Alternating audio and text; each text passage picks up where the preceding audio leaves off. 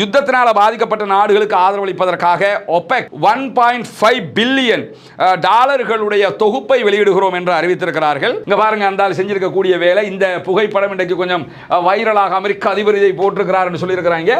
இப்படி ஒன்றை போட்டு இதை ஈரானுக்கு நான் எச்சரிக்கையாக சொல்லிக் கொள்கிறேன் அப்படின்னு சொல்லியிருக்கக்கூடிய காட்சியை நம்ம பார்க்க முடியும். பிரித்தானியாவில் இருந்து இஸ்ரேலுக்காக அனுப்பப்பட்ட ஆயுத கப்பலை பெல்ஜியம் தடுத்து நிறுத்தி இருக்கிறது. பெரும்பாலான இஸ்ரேலிய குடியேறிகள் இஸ்ரேலிய ஆக்கிரமிப்பு ராணுவம் எல்லா முனைகளிலும் தோல்வி அடைந்து விட்டது என்பதை ஒப்புக்கொண்டிருக்கிறார்கள். இதைவிட இஸ்ரேலிய பிரதமர் பெஞ்சமின் நெதன்யாஹுவுக்கு ஒரு கேவலம், அசிங்கம், அவமானம் எங்கேயுமே கிடைக்காது.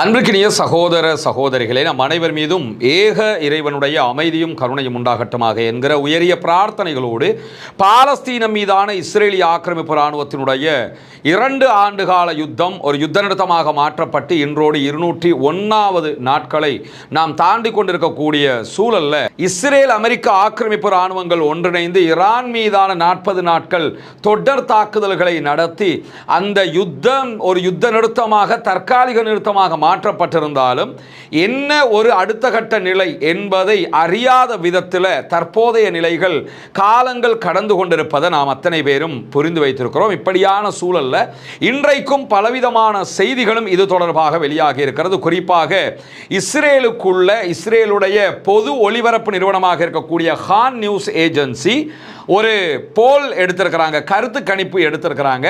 அந்த கருத்து கணிப்பு கடந்த காலங்களில் இந்த குறித்த ஒரு 2 ஆண்டுகளுக்குள்ளாக இஸ்ரேல் நடத்திய யுத்தங்களுடைய மக்களுடைய எண்ணப்பாடுகள் எப்படி இருக்கிறது என்பதை காட்டும் விதமாக எடுக்கப்பட்டிருக்கக்கூடிய ஒரு கருத்து கணிப்பு. காரணம் என்னன்னா, இந்த யுத்தம் எல்லாமே குறிப்பாக 2 ஆண்டுகளாக காசா மீதான தாக்குதல், அதே நேரத்தில் சேம் டைம் லெபனான் மீதான தாக்குதல், அந்த தாக்குதல் நடந்து கொண்டிருக்கும் போதே சிரியாவினுடைய பகுதிகள் மீதான இஸ்ரேலிய ஆக்கிரமிப்பு இராணுவத்தினுடைய தாக்குதல், இதை தாண்டி இடையில கத்தார் மீதான ஒரு தாக்குதல் நடத்தப்பட்டது, டியூனிஷியா மேல ஒரு தாக்குதல் நடத்தப்பட்டது, அதே போன்று கப்பல்ல காசாவுக்குள்ள நுழைவதற்கு முற்பட்ட ஃப்ரீடம் ஃப்ளோட்டிலாவை சேர்ந்த சகோதர சகோதரிகள் மீது தாக்குதல்கள் நடத்தப்பட்டது. அதே மாதிரி பிறகு ஈரான் மீதான தாக்குதல் கடந்த ஜூன் மாதம் 2025 நடத்தப்பட்டது, 12 நாள் வார். அதே போன்று இப்போது நடைபெற்ற ஈரானுடனான 40 நாட்கள் நடைபெற்ற ஒரு யுத்தம், அந்த யுத்தத்தோடு சேர்த்து லெபனானோடு நடைபெற்ற சண்டைகள், இப்படி இந்த எல்லா யுத்தங்கள் பற்றியும் ஒரு பொதுவான கருத்து கணிப்பீட்டை தான் இஸ்ரேலுடைய பொது ஒளிபரப்பு நிறுவனமாக இருக்கக்கூடிய ஹான் நியூஸ் ஏஜென்சி எடுத்திருக்கிறாங்க. இந்த நியூஸ் ஏஜென்சியினுடைய கருத்து கணிப்பீடு பிரகாரம் பெரும்பாலான இஸ்ரேலிய குடியேறிகள், அவங்க பாலஸ்தீனத்தை ஆக்கிரமிச்சு குடியேறினவங்க தானே, அதனால தான் குடியேறிகள் என்கிற வார்த்தையை நம்மளும் பயன்படுத்துகிறோம். பெரும்பாலான இஸ்ரேலிய குடியேறிகள் இஸ்ரேலிய ஆக்கிரமிப்பு இராணுவம் எல்லா முனைகளிலும் தோல்வி அடைந்து விட்டது என்பதை ஒப்புக்கொண்டிருக்கிறார்கள். இதைவிட இஸ்ரேலிய பிரதமர் பெஞ்சமின் நெதன்யாஹுவுக்கு ஒரு கேவலம், அசிங்கம், அவமானம் எங்கேயுமே கிடைக்காது.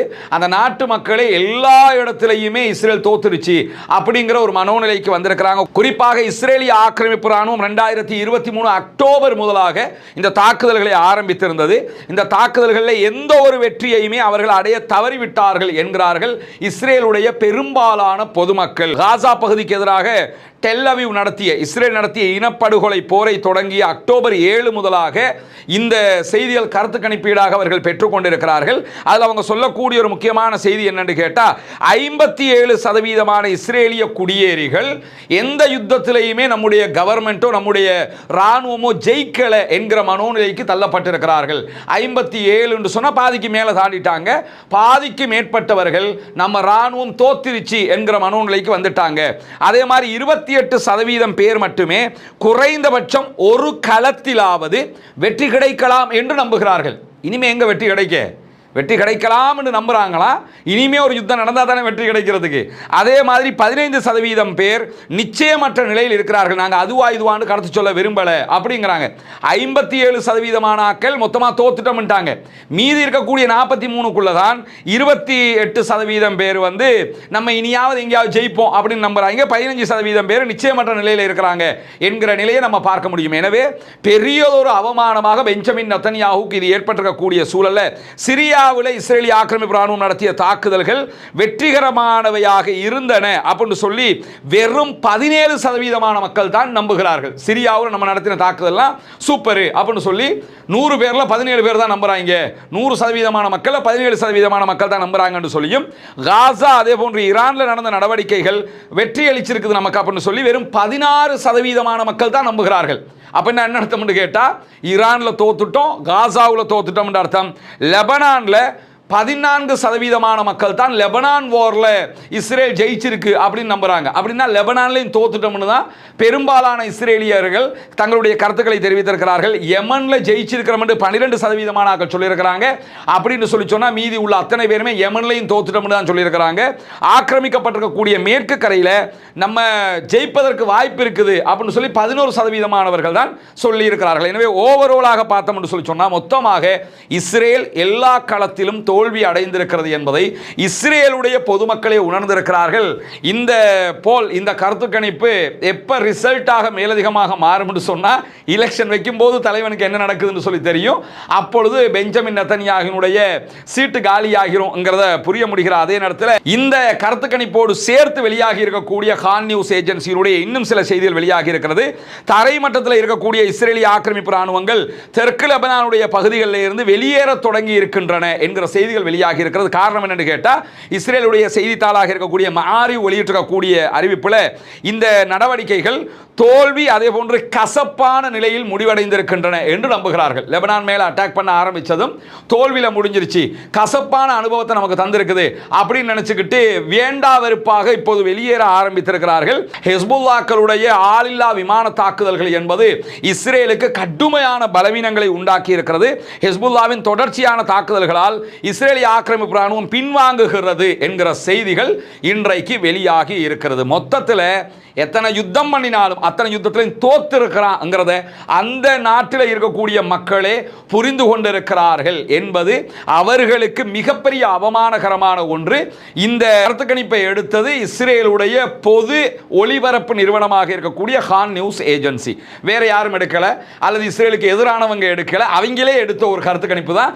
அவங்களுடைய முகத்திலேயே சாணி அள்ளி பூசி இருக்குதுங்கிறத நம்ம பார்க்க முடிகிற அதே நேரத்தில் இன்றைக்கு வெளியாகி இருக்கக்கூடிய மேலதிகமான தகவல்களில் பாகிஸ்தானுடைய கடற்பகுதியில் இருந்த வர்த்தக கப்பலில் அமெரிக்காவினுடைய மெரைன் ஃபோர்ஸஸ் இறங்கி இருக்கிறாங்க என்கிற ஒரு செய்தி அல் ஜசீரா இன்றைக்கு வெளிப்படுத்தி இருக்கிறது. அல் ஜசீராவினுடைய செய்திகள் வந்ததற்கு பிறகு அமெரிக்காவினுடைய சென்ட்காமினுடைய அறிவிப்பும் வந்து நம்ம பார்க்க முடியும். காரணம் என்னன்னு கேட்டால், அல் ஜசீரா தன்னுடைய ஓப்பன் சோர்ஸ் கண்காணிப்பு தளங்களினூடாக இந்த தகவலை வெளிப்படுத்தி இருந்தது. பாகிஸ்தானுடைய கடற்கரைக்கு அப்பால் ப்ளூ ஸ்டார் 3 என்கிற ஒரு கொள்கலன் கப்பலில் தான் இந்த மரைன் ஃபோர்ஸஸ் இறங்கி இருக்கிறாங்க. இந்த கப்பலை பொறுத்தவரை ஈரானுடைய பந்தர் அப்பாஸ்ல இருந்து கிளம்பி அரபிக்கடலுக்குள்ள போய் இந்தியன் ஓஷனுக்குள்ள போய் மீண்டும் ரிட்டர்ன் ஆகி பாகிஸ்தானுக்கு வந்திருக்கிறாங்க. பாகிஸ்தான்ல இருந்து கிளம்பி திரும்ப இந்தியன் ஓஷனுக்குள்ள போய் மீண்டும் பாகிஸ்தானுடைய கடற்பரப்புக்கு அவர்கள் வந்திருக்கிறார்கள். வந்த நேரத்தில் தான் இவங்க அதில் இறங்கி அதனுடைய ஆவணங்களை எல்லாம் சரிபார்த்த நேரத்தில் இந்த கப்பல் மீண்டும் ஈரானுக்கு போகல என்பது உறுதிப்படுத்தப்பட்டதால் அதிலிருந்து அமெரிக்காவுடைய போர்சஸ் வெளியேறி இருக்கிறார்கள் என்கிற செய்திகள் வெளியாகி இருக்கிறது. முதல்ல என்ன கவனிக்கணும்னு கேட்டால், அந்த கப்பல் மீண்டும் ஈரானுக்கு போகலதான். ஆனால் அந்த கப்பல் ஈரானுக்குரிய கப்பல். ஆனால் ஈரானுடைய கப்பல்களை எல்லாம் நாங்கள் பிடிக்கிறோம் கைப்பற்றுகிறோம்ங்கிறாங்க. இந்த கப்பலை ஏறிட்டு இறங்கிட்டு போயிட்டாங்க. கப்பலை ஒன்றுமே பண்ணல. நேற்றும் ஒரு கப்பலை வழிமறைச்சாங்களே தவிர கைப்பற்றலைங்கிறதையெல்லாம் நம்ம பார்த்துக்கிட்டு இருக்கிறோம். என்னதான் வீராப்ப பேசினாலும் அது அளவோடு தான் நிற்குதுங்கிறதையும் நம்ம அவதானிக்க முடிகிற அதே நேரத்தில் இன்றைக்கு அமெரிக்க அதிபர் டொனால்ட் ட்ரம்ப் இன்னொரு கூத்து போட்டிருக்கிறாரு. அந்த ஆளுடைய காமெடிக்கு அளவே இல்லாமல் இருக்கு. உண்மையிலே ஒரு அமெரிக்காவினுடைய அதிபர் எப்படி நடக்கணுங்கிறதுக்கு என்ன மாதிரியான ஒரு ஆட்களுங்கிறத தான் நம்ம யோசிக்க வேண்டியிருக்கு. நம்ம நாட்டுடைய ஜனாதிபதியில் இவ்வளோ டீசெண்டாக டிசிப்ளினாக நடப்பாங்க. அந்த ஆளை பார்த்தா ஒரு காமெடி நடிகரை போல அவருடைய செயல்பாடுகள் எல்லாம் அமைஞ்சிருக்கிறத நம்ம பார்க்க முடியும்.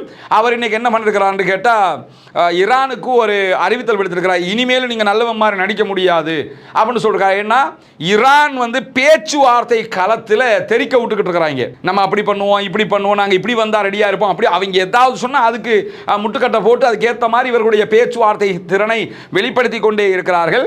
அதனால தான் அவர் என்ன சொல்றாருன்னா, இனிமேல் நீங்கள் நல்லவ மாதிரி நடிக்க இயலாது, ரொம்ப விவேகமாக நடந்துக்கிறீங்க, இல்லைன்னா நான் உங்க மேல அட்டாக் பண்ணுவேன், அழிப்பேன், பிடிப்பேன்.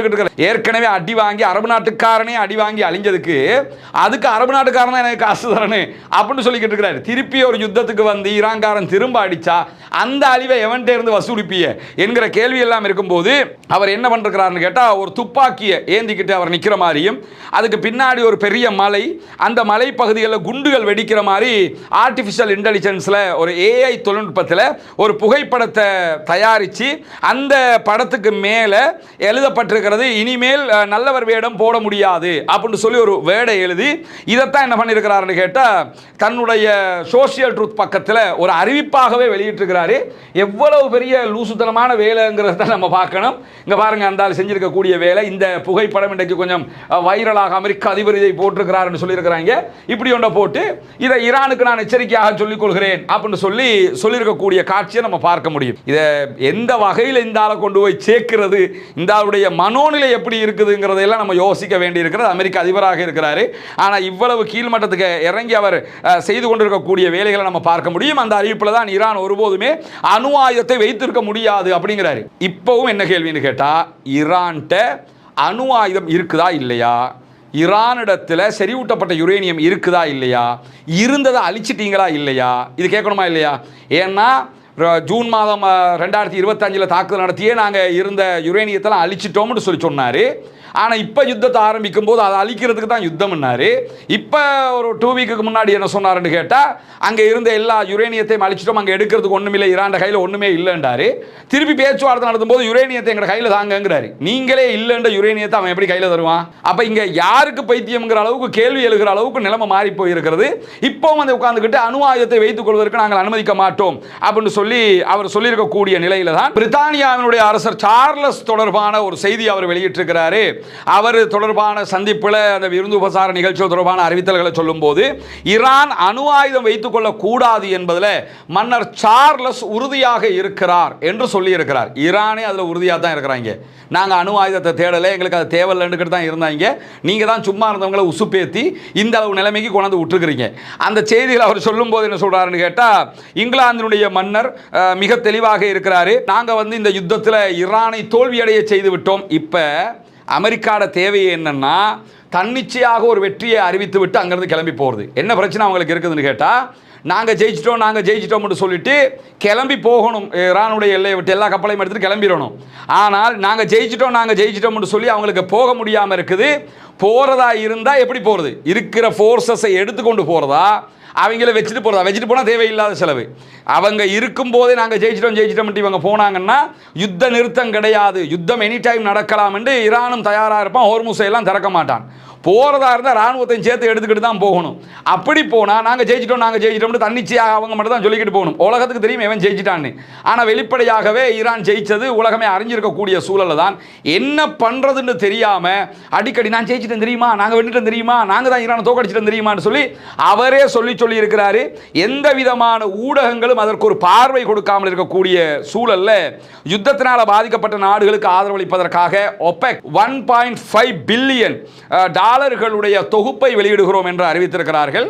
OPECல இருக்கக்கூடிய நாடுகள், யுத்தத்தால் பாதிக்கப்பட்டிருக்கக்கூடிய நாடுகளுக்கு கட்டமாக இந்த நிதி வழங்கப்படும் என்று சொல்லியிருக்கிறார்கள். 1.5 பில்லியன் அளவுக்குண்டான நிதி அவர்களுக்கு கொடுக்கப்படும் என்று ஒரு அறிவிப்பை இன்றைக்கு OPEC அறிவித்திருக்கிறது. நேற்றைய தினம் OPEC, அதே போன்று OPEC பிளஸ்ல இருந்து மொத்தமாக UAE வெளியாகி இருக்கிறது. நாளைய தினம் இன்ஷா அல்லாஹ் தனியான ஒரு வீடியோ வெளியிட இருக்கிறோம். இந்த OPECல இருந்து உண்மையாகவே எதற்காக UAE வெளியே போனாங்க, அதனுடைய பின்னணிகள் என்ன என்பதை முழு அலசலாக பார்க்க இருக்கிறோம். அந்த வீடியோவை எதிர்பாருங்கள் என்கிற செய்தி செய்திகளோடு அமெரிக்க டாலருக்கு எதிரான ஈரானுடைய ரியால் வரலாறு காணாத வீழ்ச்சியை சந்தித்துக் கொண்டிருக்கிறது. ஈரானுடைய கரன்சி வந்து ரொம்ப இறங்கிக்கிட்டே போகுது. உதாரணமாக யுத்தத்துக்கு முன்னாடி ஈரானுடைய கரன்சியாக இருக்கக்கூடிய ரியால் அமெரிக்க டாலருக்கு நிகராக எவ்வளவு விலைக்கு போச்சுன்னு சொல்லி சொன்னா 17 லட்சம் ஒரு டாலரை நம்ம நாட்டில் கொடுத்தோம் என்று சொல்லி சொன்னா நமக்கு 313 ரூபா தருவாங்க நம்ம நாட்டில். அப்போ நம்ம நாட்டில் ஒரு டாலருக்கான பெறுமதி 313 ரூபா. ஆனால் ஈரானில் நீங்கள் அமெரிக்காவினுடைய $1 கொண்டு கொடுத்தீங்கன்னு சொன்னால் 17 லட்சம் யுத்தத்துக்கு முன்னாடி தருவான். இப்போ 18 லட்சம் தருவாங்க. எப்படி இருக்கும்? $1 கொடுத்து 18 லட்ச ரூபா காசு தாங்க. அப்படின்ற மாதிரி எடுக்கிற அளவுக்கு நிலைமை மாறி போயிருக்குது. இது ஈரானுடைய பணவீக்கம் அதிகரித்து ஈரானுடைய கரன்சி கீழே இறங்கிக்கிட்டே போகுது என்கிற தரவுகளும் இன்றைக்கு வெளியாகி இருக்கக்கூடிய நேரத்தில் தான் இந்த ஈரானுடைய யுத்தம் காரணமாக ஈரான் ஹொர்முஸை மூடி வச்சிருக்கிறாங்க. கப்பல் போக்குவரத்து முழுவதுமாக நிறுத்தப்பட்டிருக்கிறது.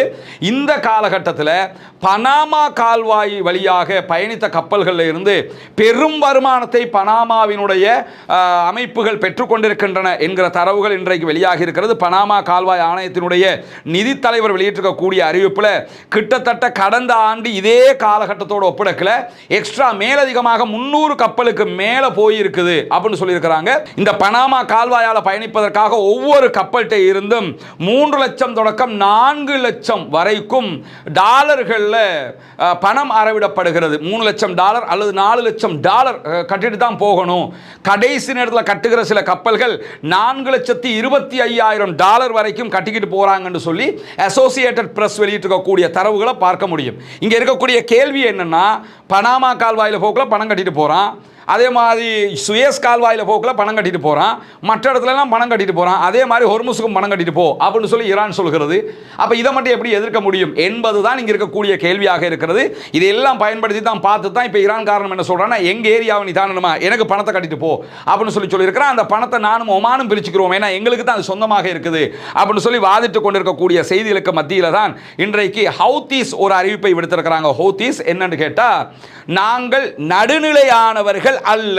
பொதுவாக என்ன சொல்லுவாங்கன்னா, நாங்க நடுநிலைன்னு தான் எல்லாரும் சொல்லுவாங்க, ஆனா நாங்க நடுநிலையானவர்கள் அல்ல என்று அறிவித்தல் விடுத்திருக்கிறார்கள் ஹவுதீஸ். அது எதுக்காக சொல்றாங்கன்னு கேட்டா, ஈரான் மேலே திரும்ப திரும்ப நெருக்கடியை கொடுத்துக்கிட்டு இருந்தீங்கன்னா, காசா மேலே அட்டாக் பண்ணிக்கிட்டு இருந்தீங்கன்னு சொல்லி சொன்னால், அல்லது லெபனான் மேலே அட்டாக் பண்ணிக்கிட்டு இருந்தீங்கன்னா நாங்கள் பார்த்துக்கிட்டு நடுநிலையாக இருப்போம்னு மட்டும் பார்த்துடாதீங்க. ஏற்கனவே இஸ்ரேல் மேலே அட்டாக் பண்ணியிருக்கிறோம், செங்கடலில் எல்லா கப்பல் மேலேயும் அட்டாக் பண்ணியிருக்கிறோம், அதே மாதிரி திருப்பி கப்பல்கள் மேலேயும் அட்டாக் பண்ணுவோம், பாபல் மந்தபை மூடுவோம், ஏற்கனவே ஹொர்முஸ் மூடப்பட்டிருக்குது, இது எல்லாத்தையும் செய்ய துணிஞ்சிருவோம். எனவே நாங்கள் நடுநிலைன்னு மட்டும் தெரிஞ்சுக்கிறாங்க, நாங்கள் நடுநிலை கிடையாது, நாங்கள் ஒரு பக்கம் சார்பானவர்கள் தான். ஈரான் பக்கம் சார்பானவர்கள், காசா பக்கம் சார்பானவர்கள், லெபனான் பக்கம் சார்பானவர்கள், இஸ்ரேல் அமெரிக்காவுக்கு எதிரானவர்கள் என்கிற செய்திகளை இன்றைக்கு வெளிப்படையாகவே ஹூத்தியினுடைய வெளியுறவு அமைச்சகம் வெளியிட்டிருக்கக்கூடிய செய்திகளுக்கு மத்தியில் இன்றைக்கு இன்னும் ஒரு முக்கியமான செய்தியும் வெளியாக இருக்கு. அது என்னன்னு கேட்டால், பிரித்தானியாவில் இருந்து இஸ்ரேலுக்காக அனுப்பப்பட்ட ஆயுத கப்பலை பெல்ஜியம் தடுத்து நிறுத்தி இருக்கிறது.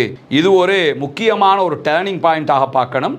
பெல்ஜியம் இந்த நடவடிக்கை எடுத்திருக்கிறது. இஸ்ரேலுக்கான ராணுவ உபகரணங்களை ஏற்றிக்கிட்டு போகிற விமானங்கள் எங்க லேண்டுக்குள்ள இறங்கவும் கூடாது, எங்களுடைய வான்வழியை பயன்படுத்தவும் கூடாதுன்னு சொல்லி ஆல்ரெடி பெல்ஜியம் அறிவித்திருக்கக்கூடிய நேரத்தில் தான் இந்த மாதிரியான ஆயுதங்கள் சப்ளை பண்ணப்படுகிறது, நம்முடைய ஏர்போர்ட், நம்முடைய துறைமுகங்கள் பயன்படுத்தப்படுகிறது என்கிற செய்திகள் வந்ததற்கிணங்க பெல்ஜியம் எடுத்திருக்கக்கூடிய முடிவு பிரகாரம் பிரித்தானியாவிலிருந்து இஸ்ரேலுக்கு விற்பனைக்காக அனுப்பப்பட்ட இந்த ஆயுதங்கள் எல்லாம் கைப்பற்றப்பட்டிருக்கிறது என்கிற செய்திகளை அவங்க வெளியிட்டிருப்பதை நம்ம பார்க்க முடிகிறது. எனவே பொறுத்திருந்து பார்ப்போம் என்னவெல்லாம் நடக்கிறது என்பதை. இன்றைக்கு வெளியாக இருக்கக்கூடிய பல முக்கியமான செய்திகளை உங்களுக்கு மத்தியிலே பகிர்ந்து கொண்டிருக்கிறோம்.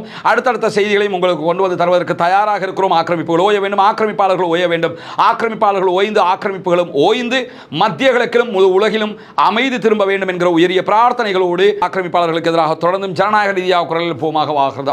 அல்ஹம்துலில்லாஹி ரப்பில் ஆலமீன்.